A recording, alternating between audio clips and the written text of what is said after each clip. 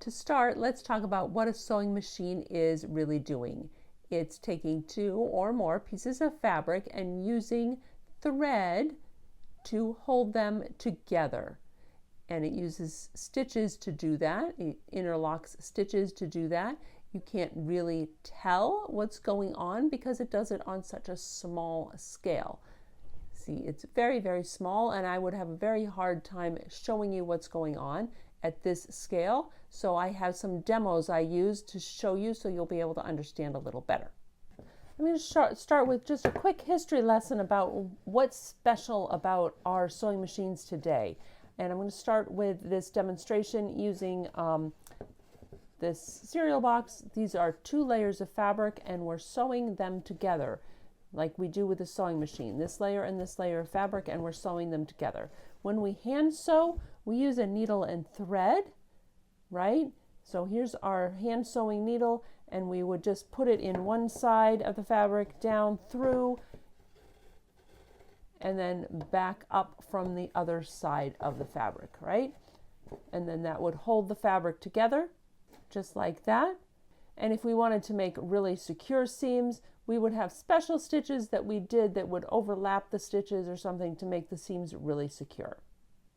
When they decided to create a machine to replace hand sewing, the first thing they realized is it was going to be really hard to make a machine that was going to take a needle down through the fabric and then somehow grab it on the other side and then push it back up again, right, like a person does. So they needed to have a needle that just went down from one side and then came back up again, right? This is what our needle does. It goes down and up and down and up and down and up, right? It doesn't go down and then picked up from the other side. It just operates from one side of the fabric.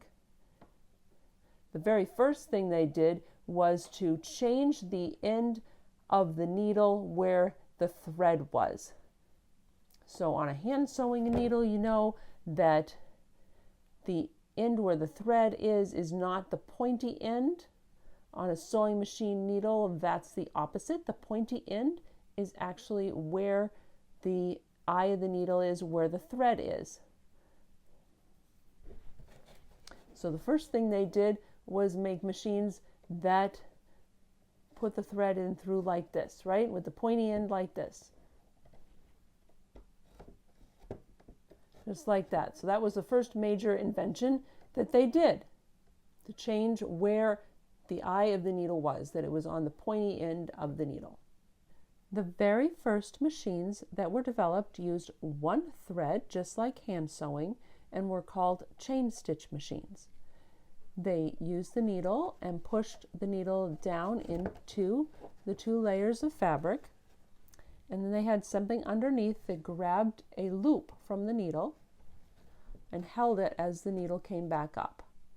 And then the needle would move along to the next spot, and then the machine would loop that over the needle and grab a loop again from the next time the needle came down, all right?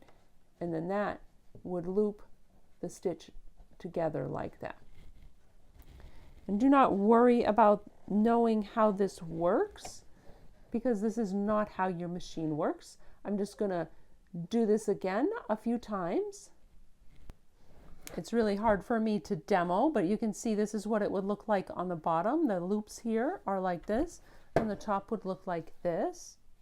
And the reason I wanted to show you this is because the chain stitch had one problem, is it's only one thread, and so it comes out very easily, just like knitting or crochet comes out very easily because it's only one thread. Modern day sergers, and there are modern day chain stitch machines that work in a similar way, but they use many more threads so they don't come out so easily. But a feed bag in a store that you can just pull one thread is the same sort of seam. So although chain stitch machines were faster, they didn't really replace a good seamstress because they didn't really make secure seams. Because if something broke in the middle, then the seam could easily be pulled out. So that's it with the history lesson. Let's move on to what your sewing machine actually uses today. What your sewing machine uses today is called a lock stitch. A lock stitch uses two threads. There's one on the top and one on the bottom, and they interlock in between the layers of the fabric. You can see here that in between the layers of the fabric, the two threads are looped together. They're locked together. This stitch does not pull out so easily because if this breaks right here, it's still locked in the further stitches along. Figuring out how to make this kind of stitch was a significant series of inventions in the early 1800s. And there were a lot of fights over who got the patent of this invention. But we won't do more history lesson. You can do your own checking out Wikipedia if you want to know more. All that you need to remember is that there's a top thread that has the stitches on top and a bottom thread that has the stitches on the bottom. And in between, there are the interlocking parts. Right here, they interlock, which is the same as on the fabric. There's a top thread that you can see the stitches on the top, and there's a bottom thread that you can see the stitches in the bottom, and then in between the layers of the fabric, you can't really see it, but that interlocking is happening. So that's what you need to remember. There's two threads, top and bottom, and they interlock in the middle, and that's what we're going to talk about, what your machine is doing to make those two threads interlock between the layers of the fabric.